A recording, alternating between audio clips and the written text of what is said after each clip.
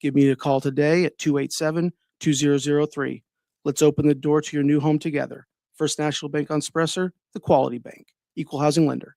If you're 40 and over, you'll recognize these artists by their first names. Frank, Dean, Sammy, Andy, Nat, Diana, Michael. Well, here's the big news. You can now hear Central Illinois' largest music library with over 3,500 songs on air and online at 965thechill.com. Tune in on the FM dial in Christian County and on your computer or smartphone. Hear these great artists and many more 24 hours a day, 7 days a week on 965thechill.com.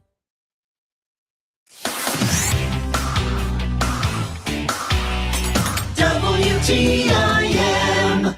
You're listening to the WTIM Morning Show on your information station, and the show is sponsored by People's Bank and Trust, where they put people first, along with Pizza Man, Noren's Hardware, Bob Riding's Pana, and Okanee Chop Shop. I'm your host, Reed Kamai, and you've certainly heard plenty in the last couple months, and well beyond that as well, about the work that Heartland CASA is doing, advocating for children who have been involved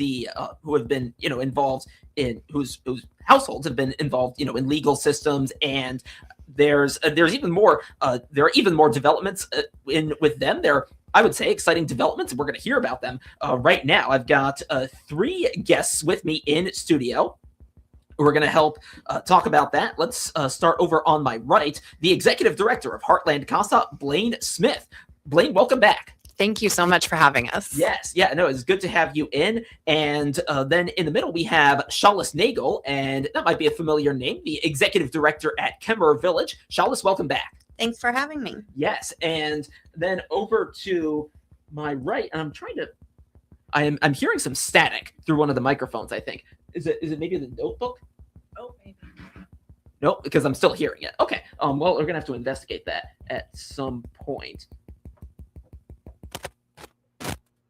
Okay. All right. Now I think I turned up the wrong dial. That might have been why. Okay. Let me turn up the other dials. Okay. This is a little awkward on my part, but no, we're going to get this sorted out. And then over to my left, we've got Lori McDaniel, Recruitment and Retention Manager at Heartland CASA. Lori, welcome back to you as well. Yes, it is good to have all 3 of you in. And so we've got 2 people in from Heartland CASA, one specifically from Kemmerer Village, and that's because there's a little bit of a collaboration going on with the 2 organizations. Who would like to fill us in on that? We're giving it to Lori. All right, giving it to Lori. All right, Lori, you are voluntold. Let us in on what's going on. So we have Heartland CASA. We recruit volunteers from the. Hang on a second. Hang on. I'm sorry to stop you right there. I think, let's see. The sound is. I'm not, for some reason, not hearing. Hang on a second. Did I have to turn that up? Okay, try talking. I'm sorry. Hello. Okay, I think. Okay, I think we've got it now. I'm sorry. Go on. Okay. All right. So we, Heartland CASA recruits volunteers from the community to advocate and be the voice for children in foster care. Currently, we advocate for kids in Macon, Christian, DeWitt, and Moultrie counties. Currently, we have 256 children waiting for a CASA advocate. So there's an urgent need for CASA volunteers. And we decided, we're always looking at creative ways to create awareness and get more people involved. One of the biggest reasons people don't get involved is because they're not aware and, don't know what you don't know. So we decided to reach out to Schäles at Kemmerer Village, and because we don't do the same thing, but we have a common goal, and so we thought we'd partner with them and reach more people to see if we could get more people involved. And, this is another location that they can go in Assumption. So we have classes in Macon County, Christian County, Moultrie County, and then Assumption just is another location. Plus, I think maybe people just being interested in what Kemmerer does and wanting to go out there. And then the last class, we actually had an employee from Kemmerer Village join our class. And so that's actually where it started. We thought, hey, there's a lot more people at Kemmerer that might be interested in becoming a CASA advocate. Yeah, no, and I think about the 2 organizations, and correct me if I'm wrong. Even if you're doing different work, is it true that you're kind of working with with kids, in similar situations. Does that sound about accurate? Yes.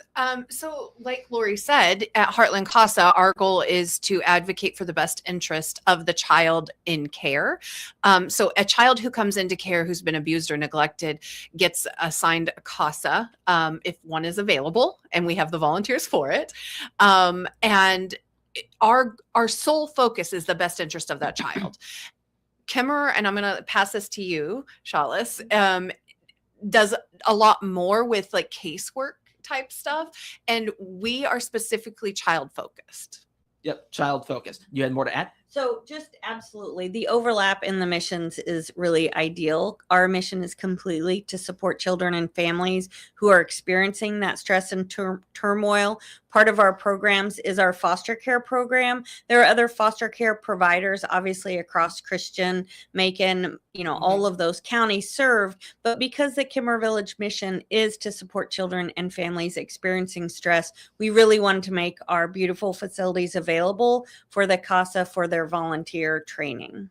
Yeah, and like I said earlier, it seems like a logical partnership with you folks and all of that. So in terms of kind of the steps to make this happen, like how did it come about? Who I guess who started it? So it started, I had someone in my last volunteer class that was in Christian County in Taylorville at the library, and she worked at Kemmerer, and she started talking about, she goes, I know that I have a lot of coworkers that would be interested in doing this.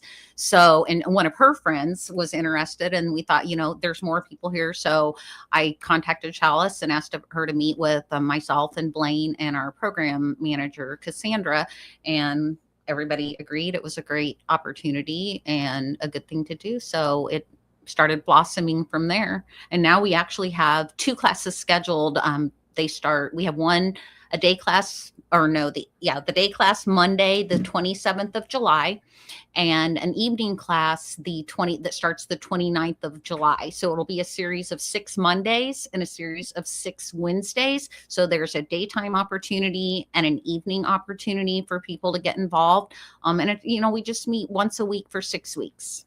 All right, once a week for 6 weeks, and you've got those opportunities there. So now is this the first set of classes with this collaboration? Yes. Okay. Yes. And we're hoping it goes, we're hoping for big things, and, we're certainly willing and hoping to do more classes there. Yeah. Okay. So it sounds like, okay, we've established the connection. Now we're going to start offering the classes in terms of kind of, what you're hoping to do in the future with this, collaboration between the 2 organizations. What does that look like? So I'm going to quickly say, with the collaboration, there is Kemmerer Village, there's Heartland CASA, but it is a community. We need the community to have that buy-in as well, and to want to participate in advocating for the best interest of the children in care. These are our kids here in this community that need us. And if we don't step up for them, that is something else that they're out there alone. And as much as Kemmerer does, as much as DCFS does, all of the other people, kids are lost at times, and they don't typically have a consistent person throughout their journey, which is hard. You think about your own personal life and not having somebody there consistently. That's hard for yourself. Imagine a kid going through trauma and all this change and not having that consistent person. So when you have the community buy-in and the collaboration with them, they step up and participate. And that helps Kemmerer as well, because as soon as they know and get to see, I love your facility, there's more to do. These kids need us. Yep. I think the very special mission of CASA in terms of providing that court-appointed special advocate, right? Yeah. The Kemmerer Village caseworkers, they're wonderful. I'm really proud, to have that department and the people that work there. But their role is a little bit different. And people who want to find out more about that should absolutely contact Lori, look at the Facebook post, and come and learn about how to be a CASA worker and volunteer, because these children do need somebody in that very special role that this program offers. Yeah. And did you have more?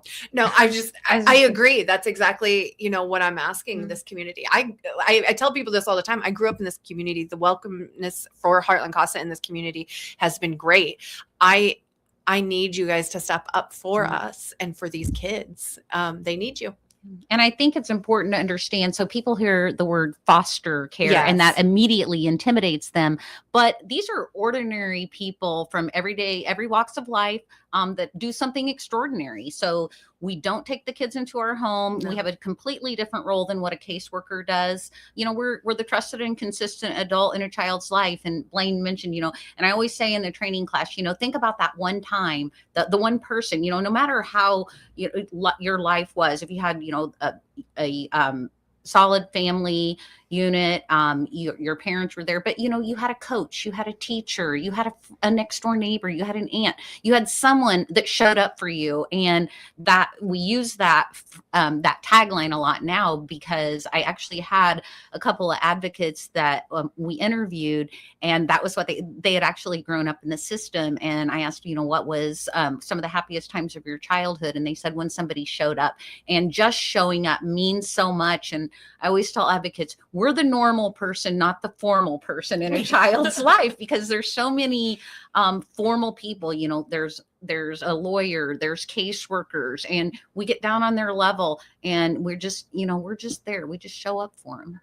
I love that, and I love that you mentioned that too, because there are a lot of other people who they're I guess it'd be nice, right, if they we're kind of on the level where we're children at, but that's not typically how it goes, just because of the nature of their work. So great that you shared that. I know you folks are really pushing for more volunteers, more CASAs, and we're going to talk more about that push on the other side of a break. I'm talking right now with Lori McDaniel of Heartland CASA, Blaine Smith of Heartland CASA, and Schäles Nagle of Kemmerer Village. Let's take a break. We'll continue the conversation when we come back here on the WTIM Pana Morning Show on your information station. Your information station, WTIM. It's now on the RFD Radio Network. I'm Jim Taylor. Corn and beans lower, wheat trading higher at this hour. September corn down 3.5, 437.5. December corn 459 3/4, down 3.5. March corn 474 3/4, down 3 3/4. August beans down 3.5, 1193 1/4. September beans down 4, 1181 1/4. November beans 1191, down 3 3/4. September Chicago wheat 639.5, up 4 1/4. December KC wheat is up 4.5, 685 3/4. August bean meal down 60 cents, 316.60. August bean oil 72.67, down 15 cents. Livestock trade August feeders down 310, 351.25. August live cattle 232.85, down $1.87. July lean hogs up 20 cents, 94.97. Energy market September Brent crude oil up 215, 85.45. Could you use some extra cash in your savings account? Then you need to sign up for People's Bank and Trust Save by Spending's Roundup program. I'm Julie Sanchez with People's Bank and Trust. Simply use your debit card like you always do, and we will round up your purchases to the next dollar. The extra change is then transferred to your savings account. There's never been an easier way to save. Call 888-PBT-1954 today to find out more. People's Bank and Trust, we put you and your savings first. People's Bank and Trust, member FDIC, equal housing lender. Looking for quality meat you can trust? Come to Okanee Chop Shop, where it's truly from the pasture to the plate. Now scheduling beef and hog processing. So call 217-539-0003 today. Appointments are filling fast. We're also hiring a full-time butcher. Experience preferred, but we're willing to train the right person. Apply in person or give us a call. Now offering wholesale processing plus beef and pork bundles always available. Stop it today at 109 U.S. Highway 51 in Okanee. Okanee Chop Shop, from the pasture to the plate. Looking for your next ride? Come to Trinity Dodge, where it's easy to say yes. We're right off Route 29 in Taylorville with the largest Chrysler, Dodge, Jeep, and Ram inventory in Christian County. Our certified sales team is here for you. They don't just hand you the keys, they show you how to enjoy everything your new vehicle can do. Plus, you'll get a free first oil change and complimentary loaner vehicles whenever you need service. So skip the hassle and drive home happy. Visit Trinity Automotive today. Come to Trinity Automotive, where it's easy to say yes. Taylorville Care Center's personalized therapy program helps you get back to enjoying the sunshine. Whether it's backyard barbecues, grandkid games, or summer strolls, we'll get you moving again. You'll have a private room, great medical care, and the therapy you need to get home and back to doing what you love. Friends and family are always welcome to stop by and cheer you on if you've been in the hospital or just need a little boost. Taylorville Care Center is here to help. Call 824-9636. 824-9636. Taylorville Care Center, caring for our community for over 50 years.